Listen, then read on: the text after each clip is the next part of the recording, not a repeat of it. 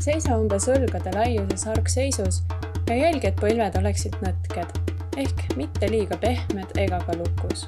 Vaagen on neutraalasendis ehk mitte ühelegi küljele kaldu. Saba on jalge vahel. Jälgi kogu harjutuse vältel õiget kehahoidu. Kujutle oma keha kesktelge, mis läbib sinu keha sisemust vertikaalsuunal alates pealaest, silmade vahet läbi kaela alla, 2 jala vahele ja sealt alla maasse. Nüüd kujutle, et sinu õlad on nagu kodarad vankrirattas, mis pöörleb ümber keha läbiva kesktelje. Hoides keha raskust mõlemal jalal, hakka vankriratast pöörama, kord ühele poole, kord teisele poole. Koos vankrirattaga liiguta algul ka käsi ja pead. Proovi liigutada õlgu võrdselt. See tähendab, et sama palju kui üks õlg pöörab ette, pöörab teine taha ja vastupidi.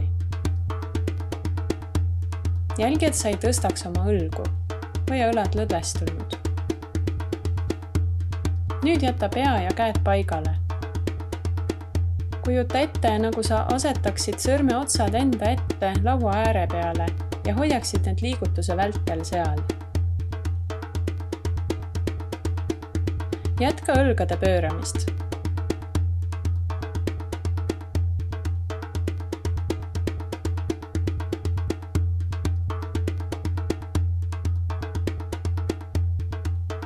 Tee nüüd pisut kiiremas tempos. Pea meeles, et mida kiiremaks läheb liigutus, seda väiksemaks ta läheb.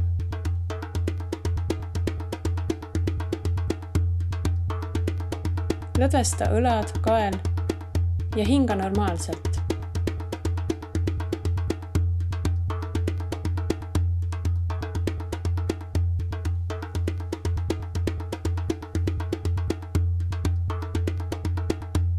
Ja tõsta tempot